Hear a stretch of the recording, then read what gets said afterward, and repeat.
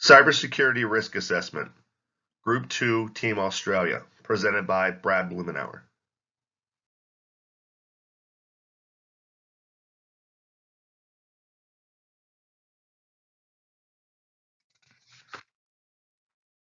This presentation is intended to provide the current practices of Team Australia in regards to authentication, authorization, and access control within the networks.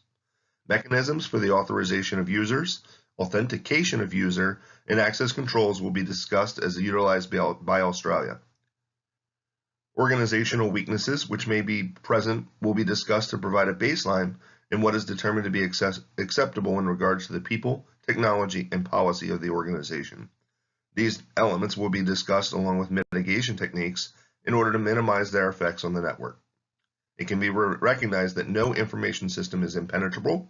Budgets, personnel, and policies limit the level at which a network can be protected. Authentication, authorization, and access control. Throughout the next slides, methods of authentication, authorization, and access control being utilized by the Australian Cyber Security Centre will be discussed. Among these methodologies include transport layer security, use of advanced encryption standard 256-bit encryption, public key infrastructure, WPA2 enterprise for Wi-Fi network security, multi-factor authentication, and access controls, as well as the use of access control lists. Transport layer security is a protocol which is responsible for providing privacy and data integrity between two communicating applications. This is the protocol which has superseded Secure Sockets Layer, SSL. This is the most widely utilized security protocol in use today. TLS uses a handshake protocol in which the server and client authenticate each other and negotiate encryption algorithms and cryptographic keys prior to the transfer of any data. The current version is TLS 1.2.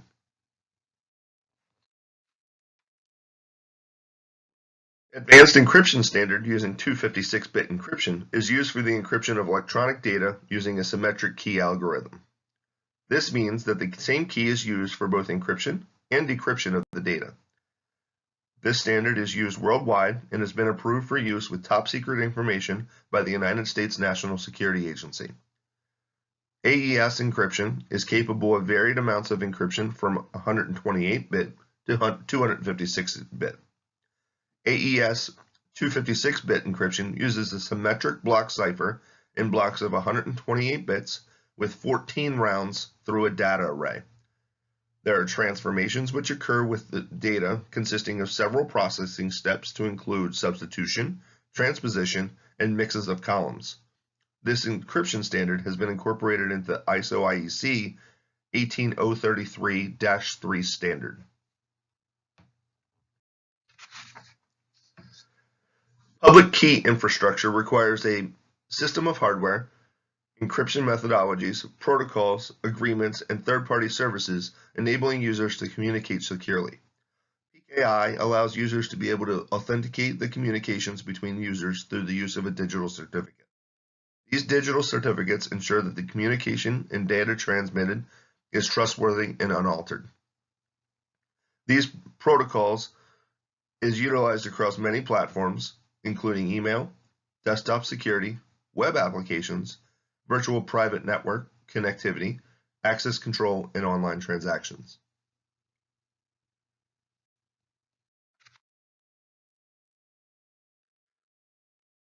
WPA2 Enterprise using this security protocol for the security of Wi-Fi networks. WPA2 is shorthand for IEEE 802.11i 2004 standard. WPA2 certification is required by the Wi-Fi Alliance in order to bear the Wi-Fi trademark. Australia uses WPA2 Enterprise for the protection of its Wi-Fi networks.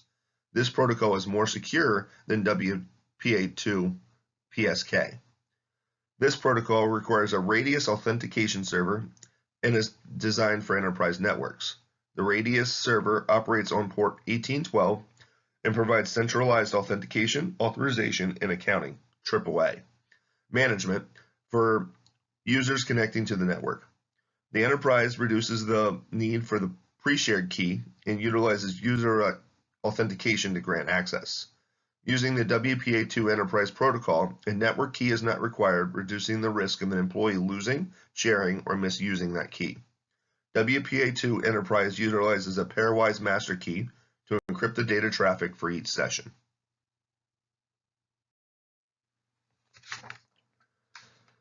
Multi-factor authentication requires the input from 2 or more sources of user knowledge to grant access to the system. This method of authentication requires more than a simple password to gain access to the data on the system. Information is generally required from multiple categories, such as something the user knows, something the user has possession of, a key the user possesses, such as an RFID tag or PIV card, or inherents, such as a fingerprint or other biometric data input. This is a commonly used method for login across government systems.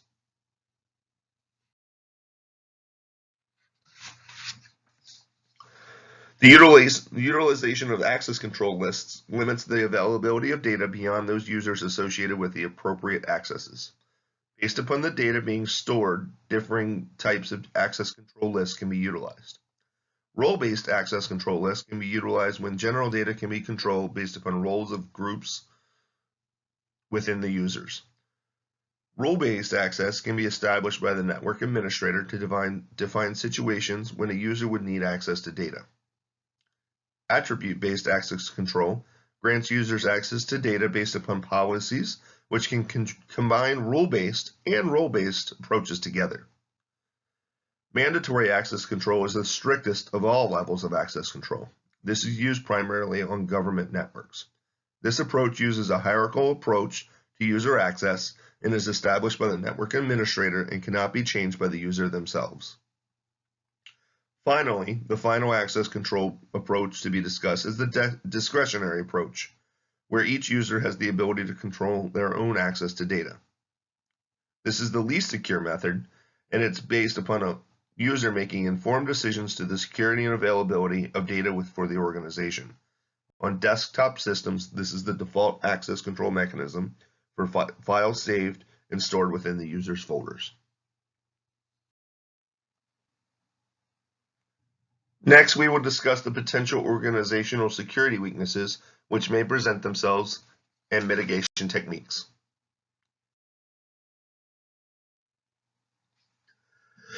Any organization must be continually aware of potential security weaknesses and must address them in a manner appropriate to the sensitivity of the data on the network being protected.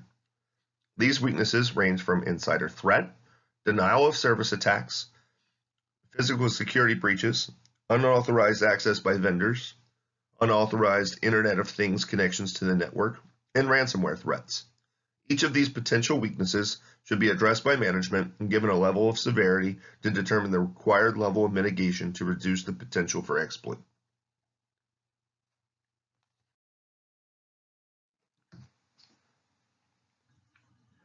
The insider threat has had severe consequences in recent cybersecurity history.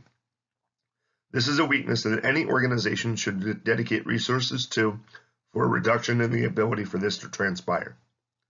The insider threat can come from a current, former employee, or individual with intimate access to the organizational network at the administrative level or user level and willingly or unintentionally providing unsolicited access to the network. Mitigation for the insider threat begins with proper training of employees. Training employees on the signs to look for in peers that could provide insight to their intentions. There needs to be a reporting program initiated within the organization for the anonymous reporting of potential insider threats for human resources to properly investigate the potential. The insider threat can also be mitigated and restricted with the implementation of access control lists. This would not eliminate the insider with actual access to the information from being released, but could limit the reach and damage that the insider could release.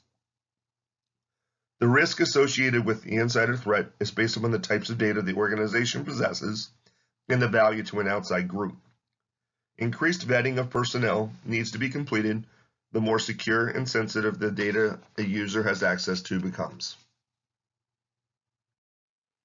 Denial of service attacks can greatly affect a network when the data provided and needed to be readily accessed becomes unavailable, breaking one of the pillars of cybersecurity in the CIA triad.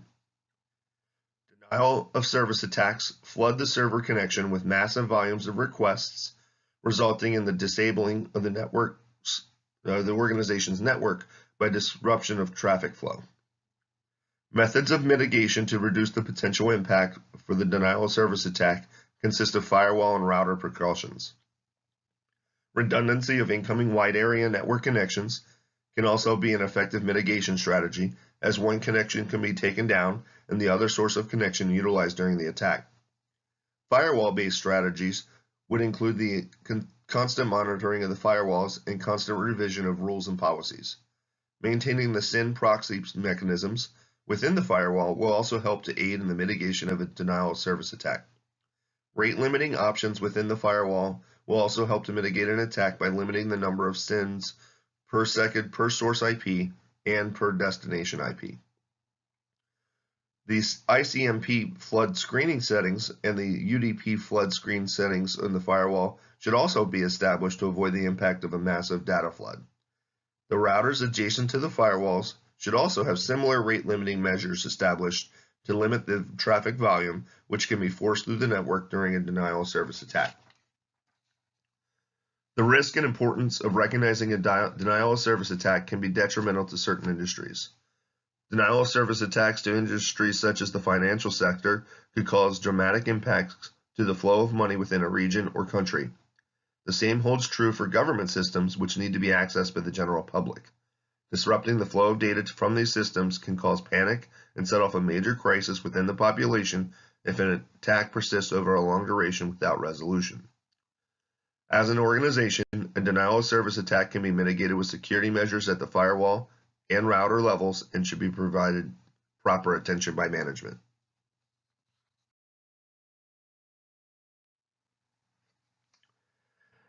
A physical security breach is the unauthorized access to the physical hardware operating the network for the organization that could potentially allow for harm to the network infrastructure.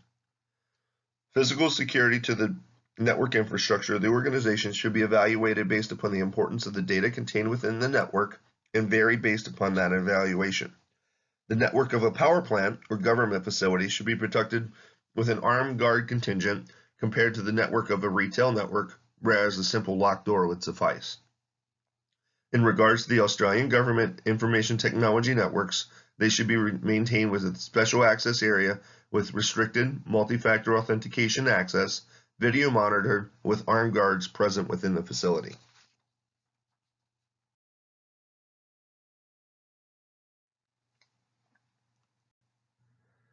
Third-party vendors are increasingly becoming a target for hackers to utilize as an attack vector. Using the supply chain of an organization, as they will need to outsource for services for various needs to attack an organization, has caused major problems for industries in recent history. Target Corporation was the target of an $18.5 million multi-state settlement from a 2013 cyber attack that was initiated from cyber attackers gaining access to the computer gateway served through credentials stolen from a third-party vendor in November of 2013. Using those credentials to exploit weaknesses in Target's system, the attackers gained access to the computer service database, installed malware on the system, and was able to capture the full names, credit card information, credit card verification codes, phone numbers, email addresses, and other sensitive data of its customers.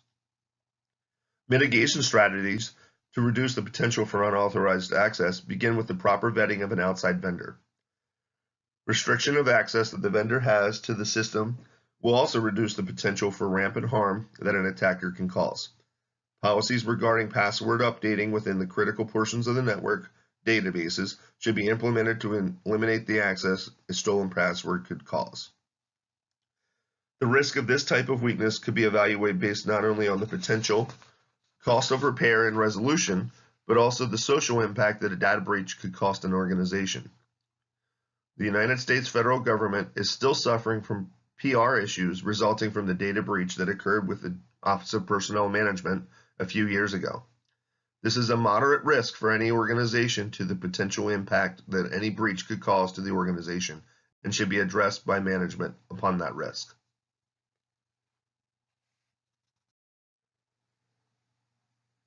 With the increasing prevalence of Internet of Things devices, the security risks for these devices being added to an organization's network is becoming greater. Recognizing the risks associated with the devices, whether the device be a smartphone, Bluetooth device, USB connected device, etc., each have their security risks. The mitigation of these risks begins with the organization creating a policy regarding bring your own devices. The ACSC has noted the increased impact of poor security in IoT devices.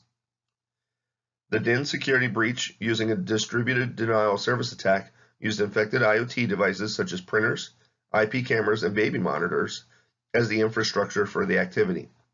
Devices were infected with a self-propagating worm which continuously scanned for unsecured IoT devices. These devices then directed tens of millions of requests to the DIN servers, rendering them unable to perform their normal services. Other mitigation strategies to eliminate the risk of a user adding a device to the network consist of the disabling of ports on the user's system, such as removing USB functionality, Bluetooth functionality, etc. Another method would be to use access control lists, such as a whitelist, to only allow those devices authorized to be on the network and to restrict any other device from attempting to connect. Monitoring the network with IDS monitoring for unauthorized device attempts for connectivity will also reduce the impact of IoT devices on the network security. The risk associated with IoT is becoming greater and greater as the technology evolves and develops. A user's desire to work from home and bring these devices to work all present security risks to the organization's network. This weakness poses a moderate risk to the network without proper policies and procedures in place to mitigate the potential for a breach based from an Internet of Things device.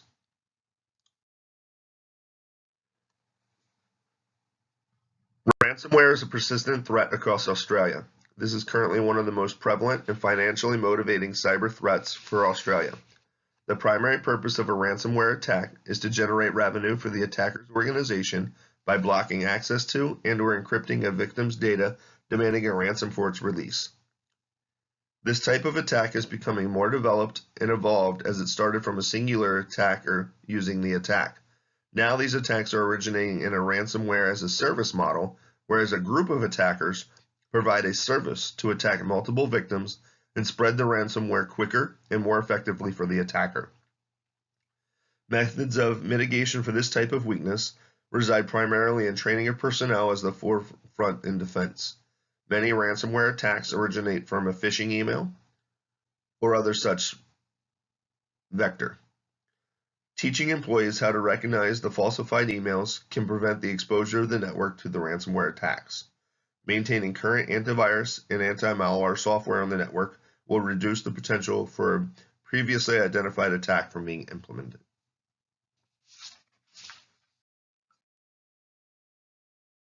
In conclusion, Australia's ACSC takes the approach to cybersecurity risk assessment with the prevention as an investment mindset. The initial cost of implementing robust cybersecurity mitigation and incident management strategies, such as the Australian Signals Directorate's Essential 8, may seem high for some organizations. However, it represents an important investment, reducing long-term costs and risks. Investing in a solid baseline of network security will help organizations avoid having to spend even more when faced with a network compromise.